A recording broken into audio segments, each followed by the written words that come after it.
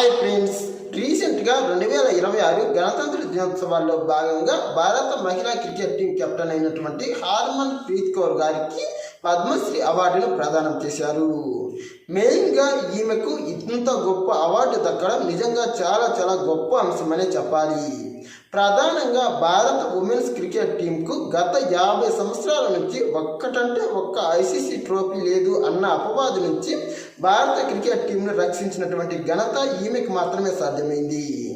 గతంలో భారత women's cricket టీంకు ఎంతోమంది కెప్టెన్లుగా పనిచేసిన ఆటగాళ్లుగా ఉన్నప్పటికీ ఒక్కరు కూడా ఈ ఐసీసీ ట్రోఫీని సాధించలేకపోయారు. మిథాలీ రాజ్ లాంటి దిగ్గజ క్రికెటర్ ఏకంగా 24 సంవత్సరాల పాటు క్రికెట్ ఆడిన ఆమె ఆడినటువంటి 25 సంవత్సరాల కాలంలో భారత్ ఫైనల్కు 2 సార్లు చేరినప్పటికీ ఆ 2 సార్లు కూడా ఓటమితోనే సరిపెట్టుకోవాల్సి వచ్చింది. ఇక ఈ 2025 సంవత్సరంలో కూడా భారత మహిళా క్రికెట్ టీం పైన ఎలాంటి అంచనాలు లేకపోయినప్పటికీ ఆస్ట్రేలియా, ఇంగ్లాండ్ మరియు సౌత్ ఆఫ్రికా లాంటి గొప్ప టీంలను ఓడించి ఏకంగా ఫైనల్లో సౌత్ ఆఫ్రికా గొప్పగానే ఆడినా అస్సలు ఊహించలేని విధంగా గొప్ప విజయాన్ని నమోదు చేయడం నిజంగా చాలా గొప్ప అంశం. ఇక ప్రధానంగా సెమీస్లో ఆస్ట్రేలియా పైన ఆమె ఆడినటువంటి 89 పరుగుల స్కోర్ను మన క్రికెట్ అభిమానులు అంత ఈజీగా అయితే మర్చిపోలేరు. ప్రధానంగా మహిళల వన్డే క్రికెట్ చరిత్రలోనే అతిపెద్ద టార్గెట్ను అది వన్డే వరల్డ్ కప్ సెమీఫైనల్ మ్యాచ్లో మన టీం ఛేదించిందంటే కెప్టెన్గా ఆమె తీసుకున్నటువంటి నిర్ణయాలు, ఆమె ఆడినటువంటి ఆట అనేది ఎంత గొప్పగా చెప్పుకుంటే అంత మంచిది.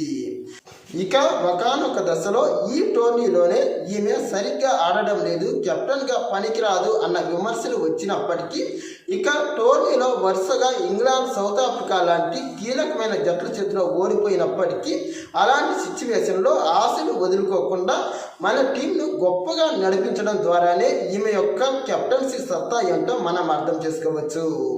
ఇక మెయిన్గా లీగ్ మ్యాచ్లో ఒకానొక దశలో అయితే భారత్ అసలు సెమీఫైనల్ చేరడం చాలా అసాధ్యమని కూడా భావించారు.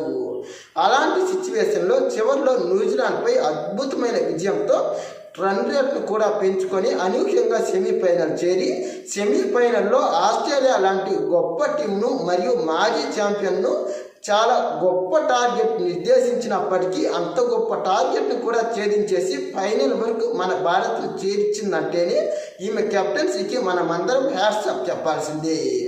ఇక ఫైనల్లో సౌత్ ఆఫ్రికా గొప్పగానే పోరాడిన ఆ జట్టు కెప్టెన్ లారా వాల్వర్స్ అజేయ సెంచరీ చేసినప్పటికీ ఆమెను కీలక దశలో అవుట్ చేసేందుకు ఆమె వేసినటువంటి ప్రణాళికలు గొప్పగానే పనిచేశాయి.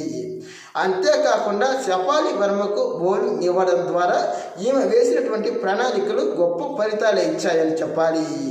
మరి ఇలాంటి కీలకమైన దశలో అసలు మన భారత అభిమానులు టోర్నీ ప్రారంభం కాకముందు మన మహిళా క్రికెట్ టీం అస్సలు విజేతగా నిలుస్తుందని ఎవరు కూడా అనుకొని ఉండరు.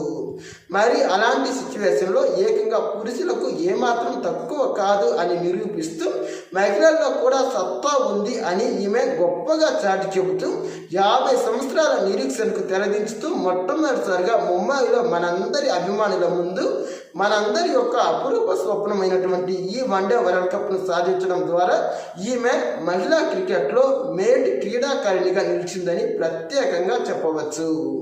మరి ఇలాంటి గొప్ప క్రీడాకారిణికి ఈ పద్మశ్రీ అవార్డు ఇవ్వడం నిజంగా చాలా మంచి పరిణామమే.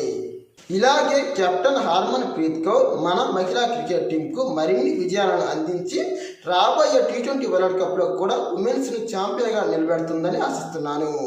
ప్రధానంగా ప్రస్తుతం భారత ఉమెన్స్ క్రికెట్ టీంకు ఒక ఆదరణ మరియు ఒక విధమైనటువంటి ప్రేక్షక గణాన్ని సంపాదించడానికి ఈమె ప్రధానంగా ఒకప్పటి పురుషుల్లో 1983 వరల్డ్ కప్ లాంటి ఇమేజ్ను సాధించిందనే చెప్పాలి.